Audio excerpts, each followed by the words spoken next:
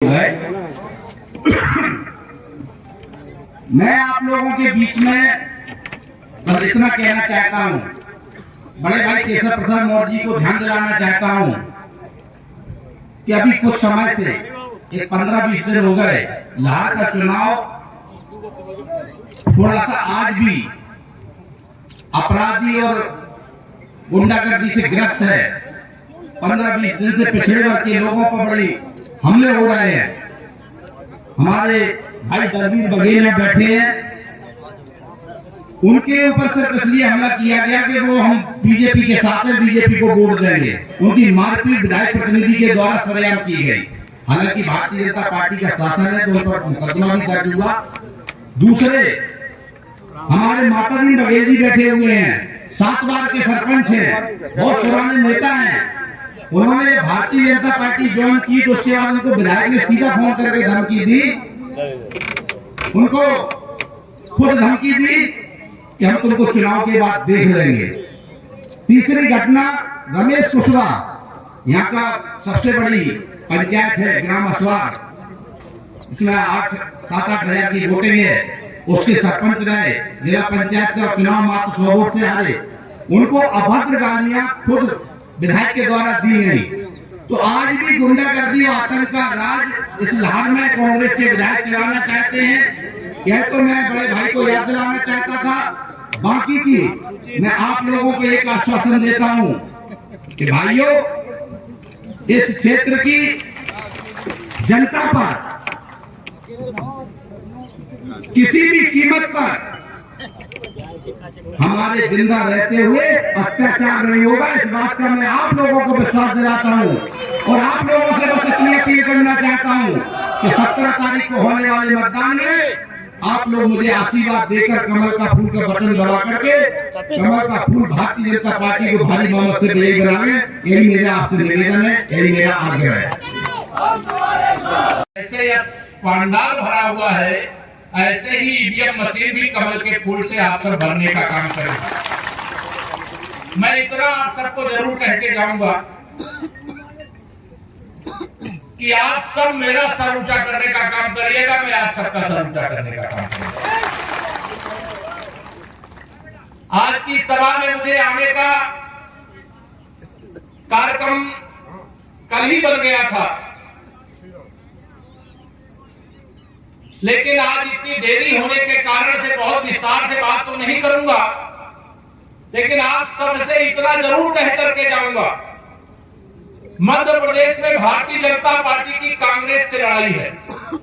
देश में भी लड़ाई थी। कांग्रेस वाले ये समझते थे कि सत्ता उनकी बपौती, उनका विशेषाधिकार है, लेकिन मध्य प्रदेश की जनता को मैं बारंबार प्रणाम करता हूं कि आपने कांग्रेस को उखाड़ फेंका। और मध्य प्रदेश से ही नहीं, पूरे हिंदुस्तान से उखाड़ फेंका। देश का दिल क्या है? मध्य प्रदेश है। और मध्य प्रदेश का दिल अगर मजबूत होगा तो देश में माननीय नरेंद्र मोदी जी का भी पांव, हाथ, शक्ति सब प्रकार से मजबूत होगी। तो बताइए, माननीय प्रधानमंत्री जी को मजबूत करना है कि नहीं करना है? ये 2023 के मैं विधानसभा चुनाव में आप सबसे आशीर्वाद मांगने आया हूं, लेकिन अभी 2023 तो ये शुरुआत है, ये ट्रेलर है। असली पिक्चर तो इनको फिर 2024 में दिखाने का काम करना। लेकिन यहाँ पर मुझे बताया गया कि मेरा परिवार भारी संख्या में है। सही है क्या? लेकिन मेरा परिवार बड़ा परिवार है, क्यों? ये परिवार जो मेरा अपना परिवार वो तो है ही विशाल परिवार, जहां सबका साथ, सबका विकास। चाहे भारतीय जनता पार्टी के बारे में ये आप कहां भी जाता है, यही सच्चाई भी है। चाहे अगड़ी जाति का हो, चाहे पिछड़ी जाति का हो, चाहे अनुसूचित जाति का हो, और इसकी त्रिवेणी अगर कोई है तो वो भारतीय जनता पार्टी है। इसलिए मैं आप सब लोगों से आज यहाँ पर अपील करना चाहता हूँ, कांग्रेस आवे और ईमानदारी रहे।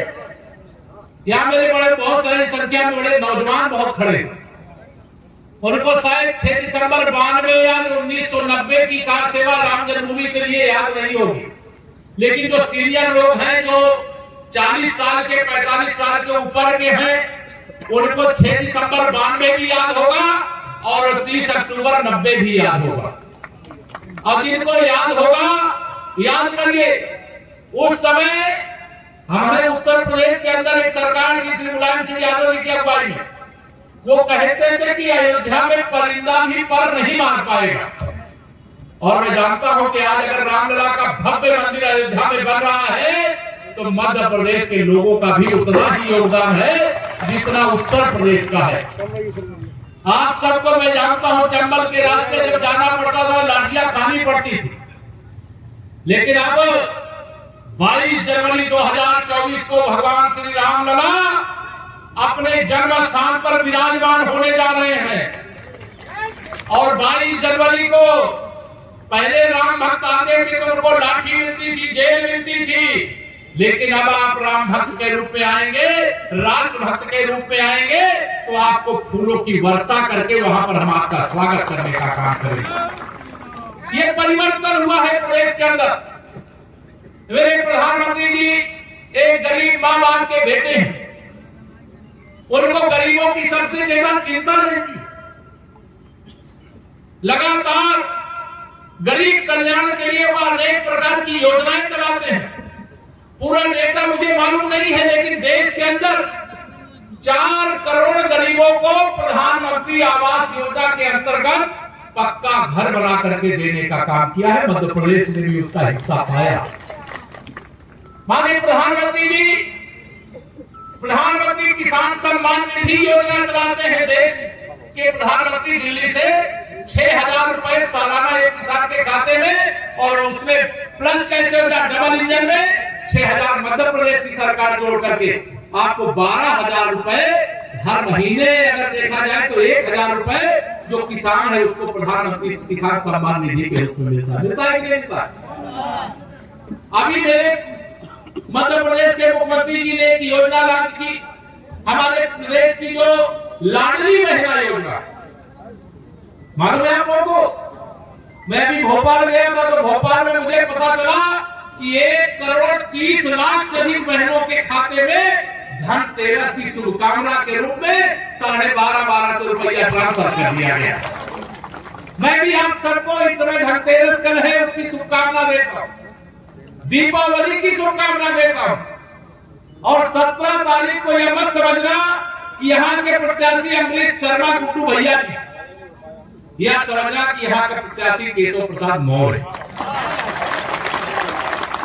और आपको यह भी मालूम है कि मैं आज भाषण देने के बाद आपको 3 दिसंबर के बाद ही आपको प्रणाम करने आ सकता।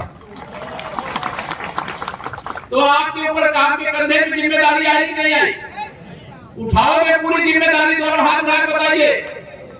बाकी सब कुछ जाओ भूल, याद रखो नरेंद्र मोदी और कमल का भूल।